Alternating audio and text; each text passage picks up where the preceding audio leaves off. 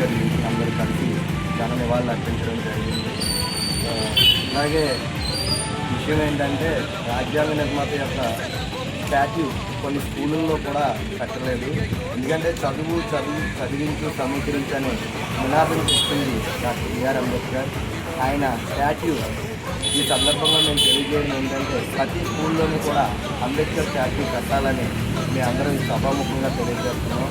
ఎందుకంటే స్కూల్లో చదువుకునే పిల్లలకి చదువు ఎంత ముఖ్యమైనదో ఆయన ఎంతో చెప్పారు. ఆ విషయం గమనించి ముఖ్యమైన ఈ స్కూళ్ళల్లో అంబేద్కర్ విగ్రహం పెట్టాలని మా యొక్క మాలల తరఫున మా విద్యుత్ అంబేద్కర్ తరఫున కోరడం జరిగింది. కొంతమంది వ్యక్తులు అంబేద్కర్ రాజ్యాంగం 299 మంది రాశారు, అంబేద్కర్ ఒక్కరే రాయలేదని చెప్తున్నారు. ఆ చెప్పిన వాళ్ళకి మేము గట్టిగా వార్నింగ్ ఇస్తాం.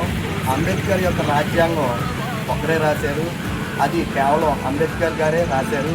దానికి సహాయకులుగా ఉన్న వాళ్ళని రాజ్యాంగ నిర్మాతలు అనడం ఎంత అవివేకం అంటే అది చాలా మూర్ఖత్వం. దాన్ని వెంటనే మీరు ఉపసంహరించుకోకపోతే మేము ఎక్కడి నుంచో మీకు సీరియస్గా వార్నింగ్ ఇస్తాం. ఇక ముందు ఇటువంటి మాటలు మీరు మాట్లాడితే అదే మీకు ఆఖరి రోజుగా మా మాలల తరఫున మిమ్మల్ని హెచ్చరిస్తున్నాం. ఆ భారత రాజ్యాంగాన్ని రాసింది కేవలం డాక్టర్ బిఆర్ అంబేద్కర్. ఇది యావత్ ప్రపంచానికి తెలుసు. మీరు దయించి ఇటువంటి చర్యలు కానీ ఇటువంటి మాటలు కానీ మీరు ఎక్కడా కూడా మాట్లాడకూడదని మేము గట్టిగా హెచ్చరిస్తున్నాం. జై భీమ్. ఈరోజు డాక్టర్ బాబాసాహెబ్ అంబేద్కర్ గారి 69వ వర్ధంతి మరి సందర్భంగా ఈరోజు బిర్జిపేటలో ఉన్నటువంటి అంబేద్కర్ సిబ్బందులు కూడా మరి ఆయన ఉన్నటువంటి స్టాట్యూకి మరి ఘన నివాళులు అర్పించడం జరిగింది. 1956 మరి డిసెంబర్ 6వ తారీఖున అంటే సుమారుగా 65 సంవత్సరాల వయసులో మరి ఆయన పరమపదించడం అనేది జరిగింది. దీన్ని ప్రభుత్వం వారు మరి మహా నిర్వహణ దివాస్ కింద మరి దీన్ని సూచించడం జరిగింది. మరి ఒక సంఘ సంస్కృతిని కోల్పోవడం అనేది దేశానికే మరి తీరని లోటు.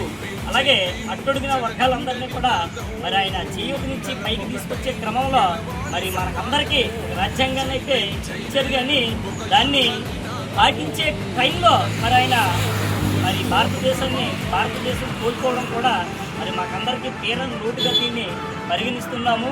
అయినప్పటికీ ఆయన ఇచ్చినటువంటి ఆశయాలు ఆ సిద్ధాంతాలను మరి దృష్టిలో పెట్టుకొని ప్రతి ఒక్కరూ కూడా అంబేద్కర్ అడుగుజాడలుగా ప్రభుత్వాలు కానీ ప్రధాన కార్యదర్శులు కానీ ప్రభుత్వ అధికారులు కానీ ఆ రాజ్యాంగాన్ని కూర్చో తప్పకుండా మరి ఫాలో అవుతే భారతదేశంలో ఉన్న ప్రతి మనిషికి సగటున మరి ప్రతి ఒక్కరికి కూడా సమన్యాయం అనేది జరుగుతుందని చెప్పి ఉద్దేశంతో ఈ సందర్భంగా మేము తెలియజేస్తున్నాం.